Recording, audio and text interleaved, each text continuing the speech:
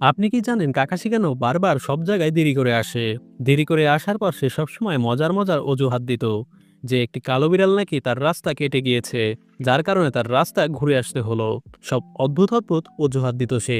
অনেকে ভাবে কাকাশি শুধু অলস বা কুল দেখানোর জন্য এমন দেরি করে আসে, কিন্তু আসল কারণটা অনেক গভীর এবং ট্র্যাজিক। কাকাশি সবসময় দেরি করে আসার মেইন কারণ হলো মেমোরিয়াল স্টোনের কাছে যাওয়া। কাকাশি প্রায় প্রতিদিন সকালে কোনোহার সেই স্মৃতিফলকের সামনে যেত, যেখানে লেখা আছে তার পুরনো টিমমেটদের নাম, বিশেষ করে তার ঘনিষ্ঠ বন্ধু ওবিটো উচিহা, যে মিশনে মারা গিয়েছিল তাকে বাঁচাতে।